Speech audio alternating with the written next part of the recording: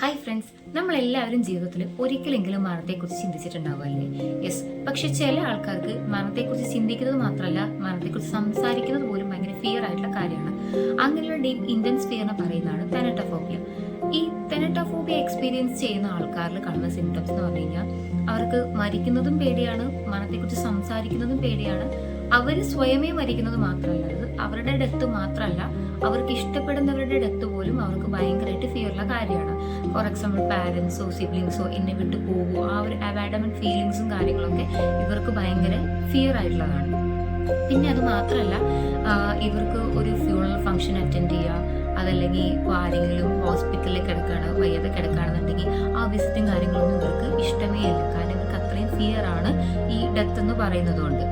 പിന്നെ എന്തുകൊണ്ടാണ് ഇവർക്ക് ഇങ്ങനെ എക്സ്പീരിയൻസ് ചെയ്യുന്നതെന്ന് പറഞ്ഞു കഴിഞ്ഞാൽ എന്തെങ്കിലും പാസ്റ്റ് ട്രോമാറ്റിക് എക്സ്പീരിയൻസ്, ലൈക്ക് എന്തെങ്കിലും ആക്സിഡന്റ് എക്സ്പീരിയൻസ് ചെയ്യോ അല്ലെങ്കിൽ ഇഷ്ടപ്പെട്ടവരാരെങ്കിലും മരണോ, ഇതൊക്കെ ഇത് എന്ത് ചെയ്യാം, ഇൻഫ്ലുവൻസ് ചെയ്യാനുള്ള ചാൻസസ് കൂടുതലാണ്. അത് മാത്രമല്ല, ഇവർക്ക് ഇപ്പം എന്തെങ്കിലും ക്രോണിക് ആയിട്ടുള്ള ഇൽനെസ് ഉണ്ട്, അതായത് ക്യൂറബിൾ ആവില്ല എന്നുള്ള എന്തെങ്കിലും ക്രോണിക് ആയിട്ടുള്ള ഇൽനെസ്സും കാര്യങ്ങളും ഉണ്ടെന്നുണ്ടെങ്കിലും ഈ ഒരു തെനറ്റോഫോബിയ എക്സ്പീരിയൻസ് ചെയ്യാനുള്ള ചാൻസസ് കൂടുതലാണ്. കാരണം റിപ്പീറ്റ് ആയിട്ടുള്ള ഒബ്സെഷൻ, അതായത് നമ്മുടെ ഹെൽത്തും കണ്ടീഷനും കാര്യങ്ങളും ഒബ്സെഷൻ, ഞാൻ ഓക്കെ ആണോ, എൻ്റെ ഹെൽത്ത് ഓക്കെ ആണോ, എൻ്റെ ഓർഗൻസും കാര്യങ്ങളൊക്കെ ഓക്കെ, ആ ഒരു റിപ്പീറ്റഡ് ആയിട്ടുള്ള തിങ്കിങ്ങും കാര്യങ്ങളും കൊണ്ട് ഇവർക്ക് തെനറ്റോഫോബിയ എക്സ്പീരിയൻസ് ചെയ്യാനുള്ള ചാൻസസ് വളരെ കൂടുതലാണ്. പിന്നെ ഓവർ തിങ്കിങ് ആണ്, അതായത് ആഫ്റ്റർ ഡെത്ത് എന്തായിരിക്കും, വാട്ട് ഹാപ്പൻ ആഫ്റ്റർ ഡെത്ത് എന്നുള്ള റിപ്പീറ്റഡ് ആയിട്ടുള്ള തോട്ട്സ് കാരണമാണ്, അതിൻ്റെ കൂടുതൽ ഒബ്സെഷൻ കാരണം കൊണ്ടും തെനറ്റോഫോബിയ എക്സ്പീരിയൻസ് ചെയ്യാനുള്ള ചാൻസസ് കൂടുതലാണ്.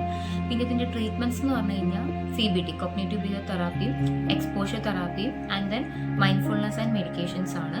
നമ്മളത് സൈക്കാട്രിയുടെ ഗൈഡൻസോടുകൂടി വേണം ചെയ്യാൻ വേണ്ടി. സോ ഇന്നത്തെ വീഡിയോയിൽ ഇത്രയേ ഉള്ളൂ.